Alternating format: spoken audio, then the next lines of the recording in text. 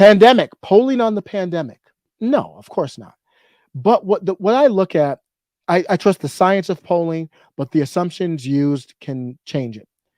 What I do trust though is, or look at is, I have a feeling of what the vibe is in the world or the country as much as I can.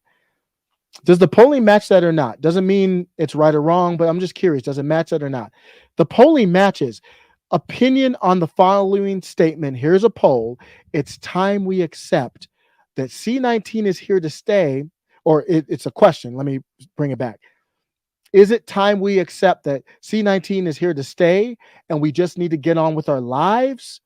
Overall, 70% of people agreed. 78%. Only 28 did not. They look at GOP. 89% of the GOP agreed. 9% disagreed. Dems, it's about 50-50, even with the Dems. Agree 47, disagree 51. More people disagreed on that, but it's really basically 50-50.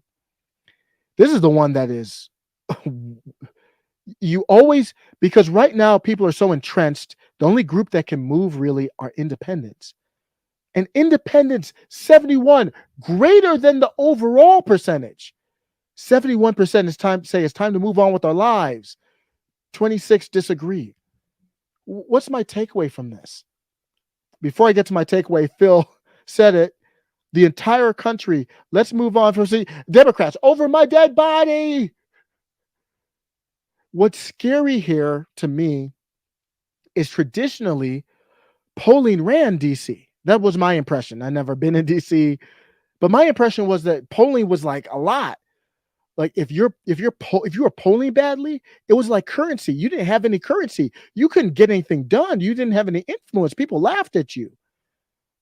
They kind of said like politically, like dead person walking. Traditionally, Democrats would be scared out their mind to see polling like this. Now, a lot of them are not running for re-election. You see a short-term red wave probably coming. But what scares me is they don't really seem to care about this polling. Either they know something we don't, or they're controlled by something new now. I don't know what that is. Hollis for Congress tweeted, it's because they realize they're up against a finite clock. And if they don't ram through as much as they can in a short time, they won't get the opportunity again.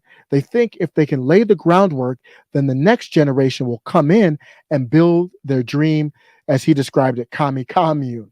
Kind of funny, but very insightful. I was like, you nailed it. The establishment has always played the long game. The cabal has always played the long game. They know short term the battle will be tough, but long term they're indoctrinating children, shifting the culture left, laying the groundwork for unconstitutional acts, kind of like opening up the borders. And Trump was at the rally. He did a good job at the rally. No knock. He's clearly pivoted to not tout the greatness of Operation Warp Speed and to talk about freedom, talked about the truckers. But he was out there propping up Greg Abbott and not Lieutenant Colonel Allen West. So I still have problems there. Greg Abbott is a part of the problem that laid the groundwork for this unconstitutional insanity that we're seeing at the border. That's establishment Republicans and Democrats. That's part of that long-term domination. That's why I'm so passionate against falling into the trap of thinking impeachment is policy. It's justified. Impeaching Biden is justified, but it's short term.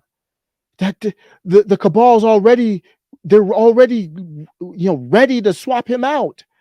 All resources should be put into undoing these unconstitutional fundamental breakdowns these leftists have been setting up for long-term success. That was the video that I just did. Let me know what you think.